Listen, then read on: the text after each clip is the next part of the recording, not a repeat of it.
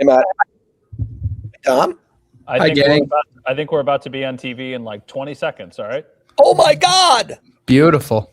So, yeah, hi, everybody, to the stream. We're live on the stream. But, yeah, TV will be in like 15 seconds. Good thing I didn't curse. Still time. I'm just kidding. Not yet. Towards the end of the show. Dom's always had the potty mouth. I do. All right, See Italian in me.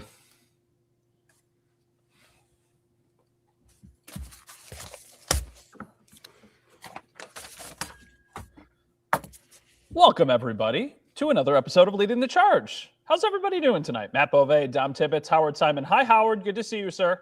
Hi, fellas. How we doing?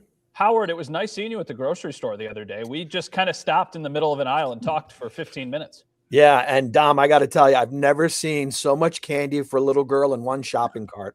Yeah, that sounds right. Are we sure it was just for a little girl, or maybe we're talking about a little girl that might be on the stream with us? I didn't think about that, or it could have been for Matt.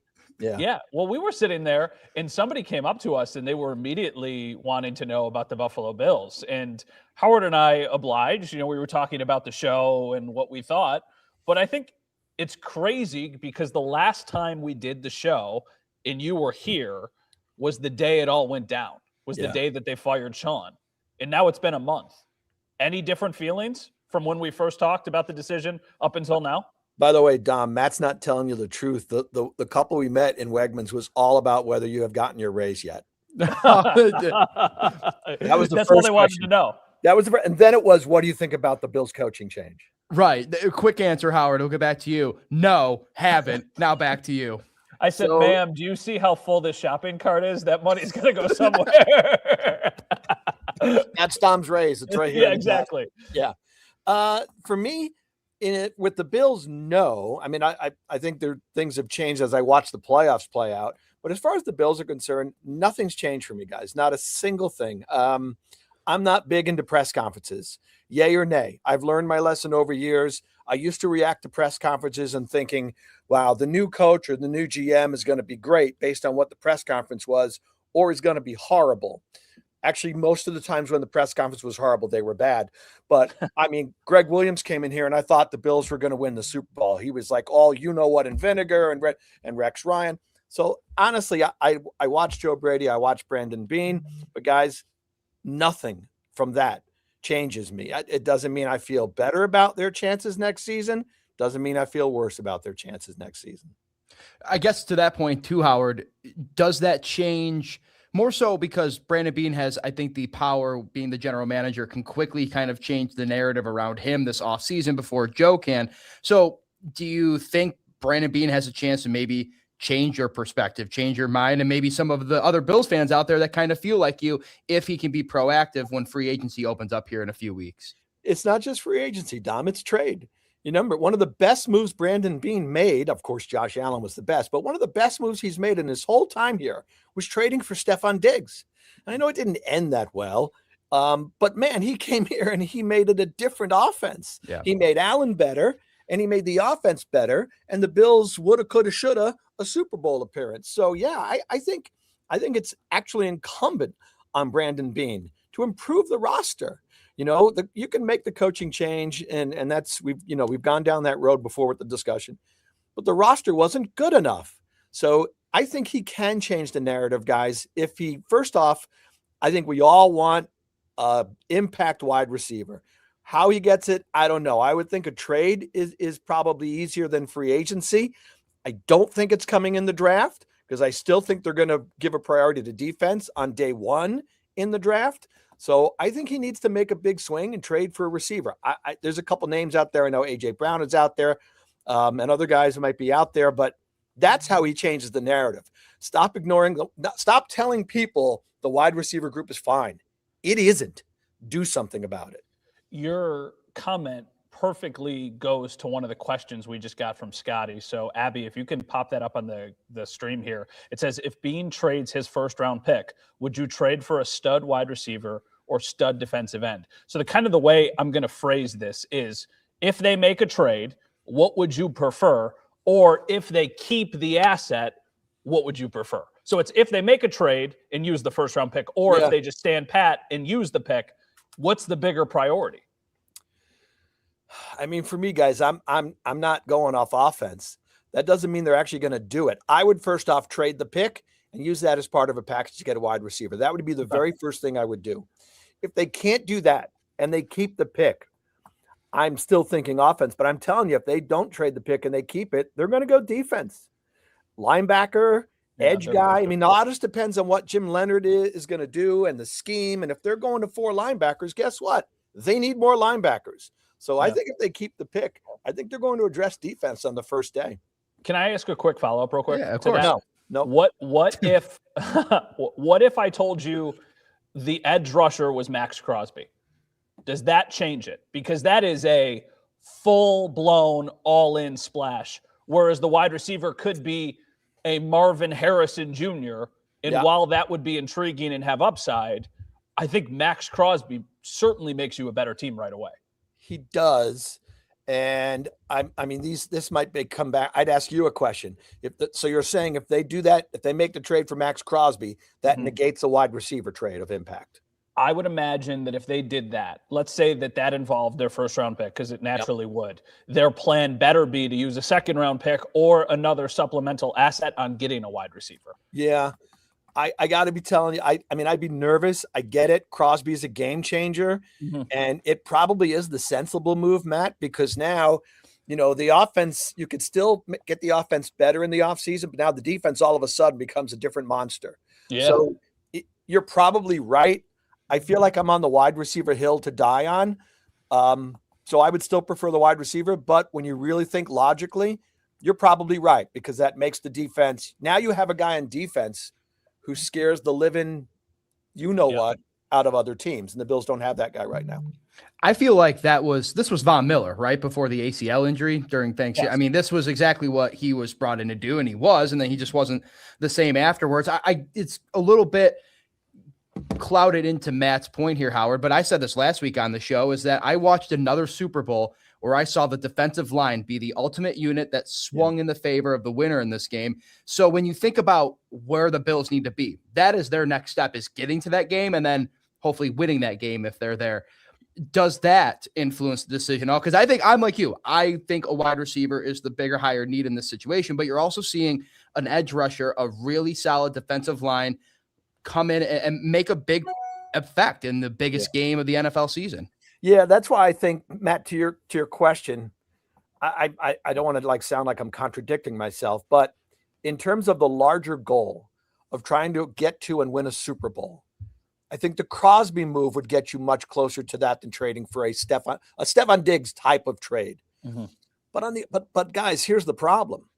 This offense needs to be much better. It's lost its scariness, and you can't guarantee me in the second round or third round of the draft that guy is showing up and having an impact next year. And it's quite possible the last guy they drafted in the second round as a wide receiver, if he's still here, might not do a thing. So I'm really, really worried about that position.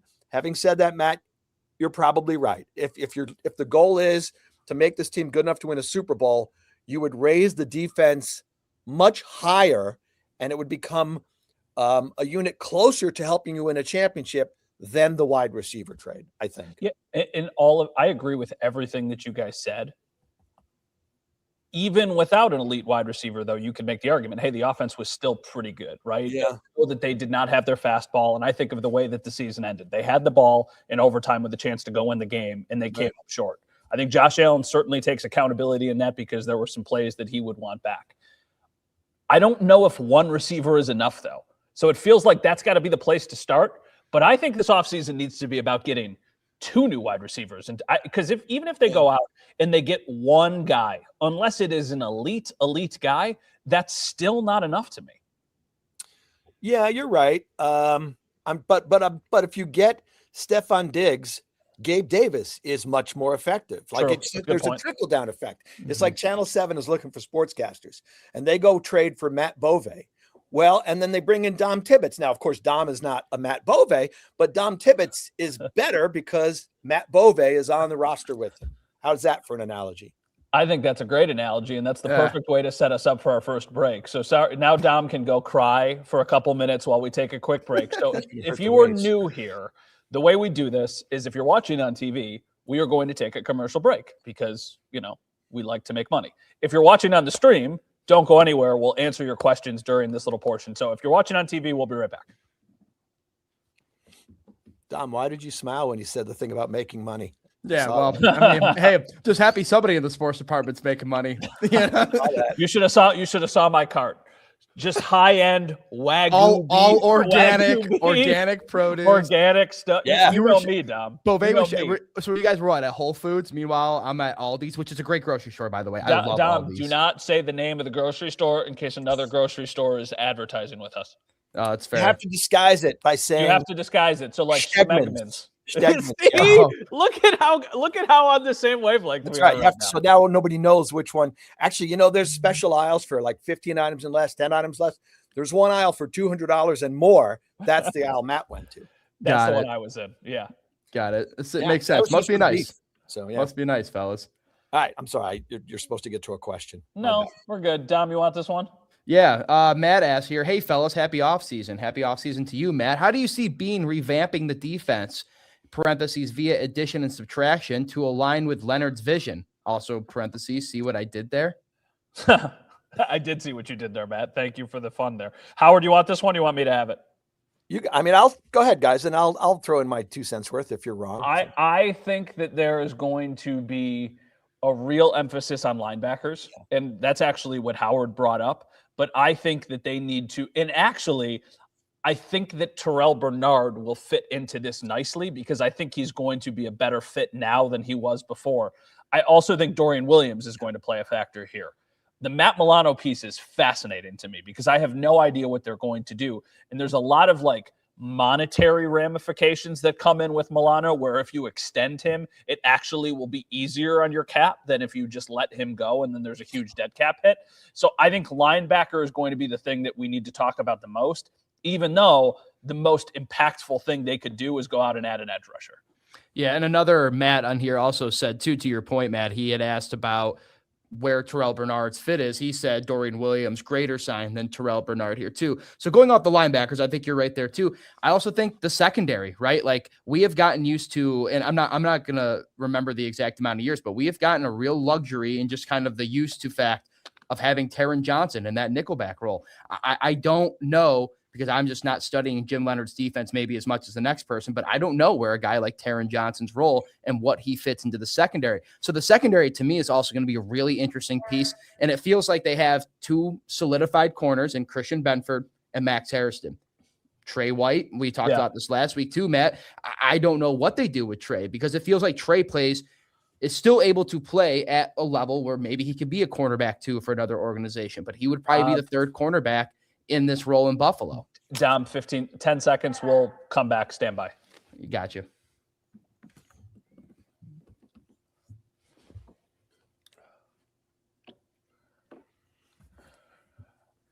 All right, welcome back, everyone. Matt Bove, Dom Tibbetts, Howard Simon. Actually, Howard, I have a question for you. This is something we were talking about before the show. It has nothing to do with football. Do you know what 7 Brew is? No. 7 Brew is the new coffee spot on Maple where Scotch and Sirloin used to be. Is it on Maple? It's right over there by the Wegmans. Yeah, it's on Maple Road. Yeah. It's creating a lot of headlines because apparently the traffic has been very bad over there. Have you noticed that? That's relatively close to you. No. But I've been on Maple a couple times lately, but I haven't noticed any crazy traffic. Oh, I was hoping you would have some scorching hot take about what Howard also doesn't strike me as a guy who's going. You look at the promo images for coffee at 7 Brew. Howard doesn't strike me as a guy who would go out every day and get the kind of double, triple shot of caramel mocha frappuccino. I thought it was some drink you guys took in the newsroom. I have no idea. If they want to sponsor us, 7 Brew Channel 7. Makes sense, wouldn't it? We're more than open to that. Dom, I cut you off during the commercial. 7 Brew, Yeah, Dom, I cut you off during the commercial because we were coming back. So you can finish. You can pick up your thought if you'd like. I'm sorry. No, we were just getting towards the end of it because the question was, how do you envision Jim Leonard's defense being envisioned and what Beane has to do this? And you had brought up the linebackers during the break, man. I was just saying the secondary. I just think Taron Johnson's role is really questionable with the way the Bills move forward, depending on what they want to do, because it feels like they have 2 solidified cornerbacks in Christian Benford and Max Harrison. I don't know where Trey White fits in all this. I don't know if they get him back. It feels like he plays his best football in Buffalo. It feels like Trey likes to be in Buffalo. I think maybe gets a hometown discount in there, but that's just not an assurity because Trey White, I think, played above expectations. So that's where I would also think the secondary is going to be a big change under Jim Leonard. Howard, it's kind of funny that a couple of years ago, the secondary was such a major question mark for this team. And now it feels like maybe it's the strength, right? I mean, it really was. Because Cole Bishop has emerged substantially. We went into the a season, what was it, 2 years ago? No Hyde, no Poyer. Trey was a cap casualty, and we're just looking at going, who the heck is going to play? And Bishop now is a strength. Dom, I mean, I don't know, but I know Joe Biscaglia, one of our colleagues here on the show, has written about the possibility of maybe Taron Johnson goes to safety. And then he plays alongside Cole Bishop, and then you have Benford and you have Maxwell Hairston, and you go from there's your base four, your core four in the secondary, and you go from there. The only question I have with that is that Taron Johnson would be like a really high paid safety at that point. Yeah. And are you really willing to pay somebody out of position that much, which is questionable. But if you don't want to do that and you're not sure about his fit at cornerback anymore with the scheme change, then he could be a cap casualty. Definitely. I didn't look and see whether they'd save money or it's too much dead cap. Quite honestly, guys, I don't know, but I assume that might be in the discussion. The thing is too is like with that, it's post June 1, it's like $9.5 million. Ooh, wow. But then next year, then it plays a factor next year. Right. The thing with Taron, I think why it could make sense in a world where you could shift him to safety too. Who's moving him out of the spot? I mean, is there really anybody else that anybody feels very strong? Like, no, that's going to be our bona fide safety, right? Like to me, it could work just because I don't know if like Taylor Rapp coming off injury is going to push him out there, right? Like I just don't. There's nobody that jumps off the page to me. It's like, yeah, that's going to be the safety paired up with Cole Bishop. It could work. And if Taron Johnson stays in the Bills and finds a meaningful role there, so be it. I could see it. Can I throw a name out there? Do it. Jordan Poyer. Interested? He played well, better than I thought, guys. As Dom is talking, I'm literally in my head thinking, can they squeeze another year out of Poyer? But I better have, like, you draft well, Jordan Hancock's on the roster. I was going to say, you better, if you're going to try that, you need to have a guy you're fairly confident if Poyer hits a wall, you have somebody who can hop in and play right away. Yeah. Yeah, I just don't know. Besides Hancock, but Hancock was getting taken advantage of when Poyer left the game in Jacksonville because of the injury. I mean, yeah, Scotty says here, time for Hancock to step up. Yep. It was a really weird year for Hancock. He was kind of all over the place. Then he had an injury, even though he was kind of ascending. So I don't want to write that player off because it is important to remember we were having these exact same conversations about Cole Bishop, even into the start of this season. And then all of a sudden, he just completely changed. So safety is a position that I think we need to pay attention to, but it's not nearly as significant probably as what they do on the defensive line and what they do at linebacker. Yeah. Howard, where do you think the more notable investment goes? I would think linebacker. I mean, if their base is going to be a 3-4, you'd love to get a really impact outside linebacker rusher that can make a difference in your pass rush. If they're going to be aggressive and they're going to need, they're going to be blitzing more and doing all these things, I think you need to get a really good outside linebacker. And just look at what Denver, I mean, I know Jim Leonard was not the defensive coordinator with the Broncos last year, but I think of where he just was and how that defense, I kind of think you're going to see eerily similar tendencies and schemes in some way, shape, or form. And I think about who the playmakers are on the defensive side of the ball for the Broncos. It's what does lead me to believe that there's going to have to be some sort of revamp and change. They have pieces. Like the Bills definitely have pieces that could make this defense turn into maybe what the vision for Jim Leonard is. But there is going to have to be some sort of change. And the variance of significance, I guess, is just TBD at this point. Is there any scenario you could imagine where the Bills trade Cook? Absolutely not. No chance. I think the big name players we need to keep an eye on are Taron Johnson, as we have mentioned. Ed Oliver is another name that just kind of keeps lingering in the back of my head, even though I don't think that would happen. Anybody else, Howard, that immediately comes to your mind? Or cap cuts just or what? Anything. Like last year or Dawson Knox is a good one. Mm-hmm. It feels like every year there's a surprise. I think he would be a surprise, right? I don't think Deion Dawkins would be a move because I think we're anticipating they might lose both Edwards and McGovern. I think and so. The last thing you want to do then is also lose your starting left tackle. So if I had to say, I would think Knox is a likely candidate for that. I mean, the low hanging fruit trade one is Keon. I mean, that's another name where, it's just, but what do you get? You're just trying to recover at this point. I'm just saying it's a low move, just trying to get back what you could, but that's another name that just jumps to my mind. I agree with Howard. Like Dawson Knox is a really interesting candidate for a trade. I just don't know what you get back, but also, is he willing to really take a hard restructure? He has liked Buffalo. He likes being here. Maybe he's somebody who just sees value and finds that more than the monetary. George asked a good question. We'll answer that during the commercial break because I think that's a good question. Really quick, you guys think Keon is back? Howard, what do you think? Yes. Yeah, I do too. Actually, I mean, I wouldn't personally do it, but I think they're going to give him another shot. Joe Brady said the best thing for Keon Coleman was him becoming head coach. We'll see if that lives up to it, right? Listen, I think Keon Coleman is more valuable on your team than trading him for a 6th-round pick. And it feels like right now that's probably what the return would be. So that doesn't feel very inspiring. All right, we have to take one more commercial break, which we are going to do right now. So if you're watching on TV, don't go anywhere. We'll be right back. And if you're on the stream, we're not going anywhere. All right. Do they bring back Trey White? I think that's a really interesting question because a month ago, I would have said unequivocally, yes, it's not even a doubt. But with Sean McDermott not as this team's head coach, now I have absolutely no idea. What do you guys think? Howard, we'll start with you. Well, if they're going to change, they're going to be a little bit more man coverage, apparently, right? In Denver, they were more man coverage than the Bills were, right? The Bills are primarily a zone defense. If they go to more man coverage, that doesn't bode well for Trey White. I would love to have him back if he's willing to play for like a veteran minimum and be a depth guy because you never have enough cornerbacks. I would bring him back in that scenario. But again, it's what's their scheme?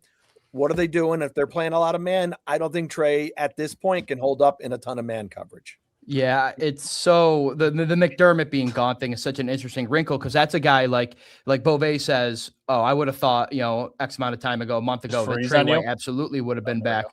Shaq Thompson, to me, absolutely would have been back if it wasn't for the fact that Sean McDermott's now gone, who I think everybody would have agreed would have been a great piece for this defense to have.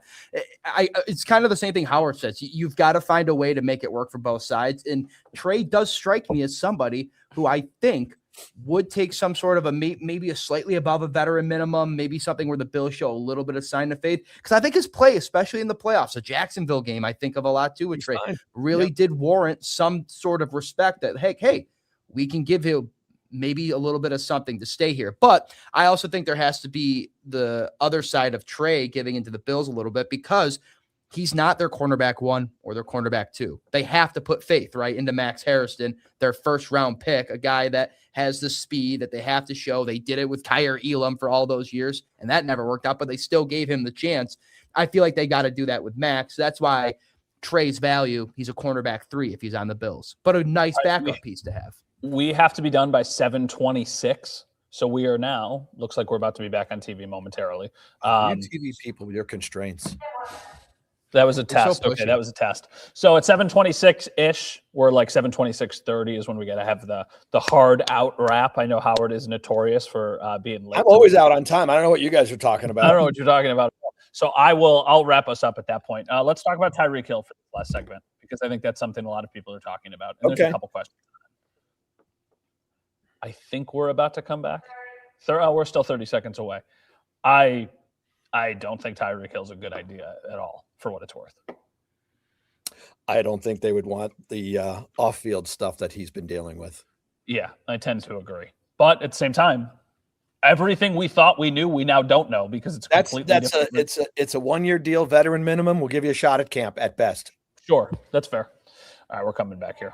Stand by.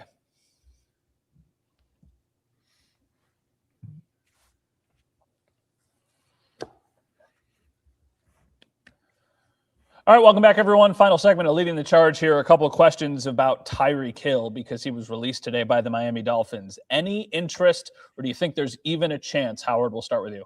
I mean, there's always a chance. I wouldn't think they would do it. He's coming off an injury. He's had some off-field issues in recent years. In my scenario, the only way I'd even consider this is a 1-year veteran minimum, no bonus. Buddy, you come in and we'll give you a shot at camp and we'll see if anything comes from it. It feels like he's going to probably end up with either the Chiefs or the Ravens, right? I mean, his injury status is a major red flag. Dom, what do you think? Yeah, I'm going to say yeah. I would absolutely take a shot on Tyreek Hill, but for the same points that Howard brought up, it has to be for a veteran minimum contract, maybe slightly above. He also has to probably go to a team where he feels like he can win and have success. I think the Bills probably fit that, like a Chiefs, like a Ravens, some of these other teams that have been kind of rumored to be maybe having interest in him too. But I always go back, and you guys correct me if I'm wrong, because you both were covering the team. But after the 13-second game, I feel like in that offseason, there's a quote from Brandon Beane saying, if I could get a Tyreek Hill kind of guy, I already would have had him. Somewhere in there, if my mind is remembering this correctly, they now have a chance. It's 5 years, a little bit too late probably, but they finally have a chance to get it done. And I just like the excitement of what maybe just if you try to wring out the towel on Tyreek Hill's juice in his career, maybe you get just enough to spark this offense and create a big matchup problem that the Bills just haven't had. Howard, 30 seconds or less. Do they make a big move, a splash move this offseason? Yes. I mean, either a trade for a clear number one wide receiver or the Max Crosby type of guy to help your pass rush. Yes, major move. It'll certainly give us something to talk about if they do that. So I would be really, really pleasantly surprised because I don't know. I think that they will, but at the same time, you never know. I love the callback to the Stephon Diggs move because when they made that, at the time, I think we were all like, hey, this is going to help them. We didn't know how much it was going to help them. So we shall see how it ultimately plays out.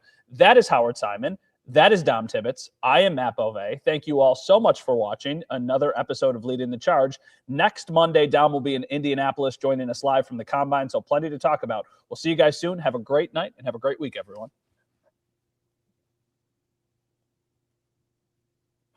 Bang. Vice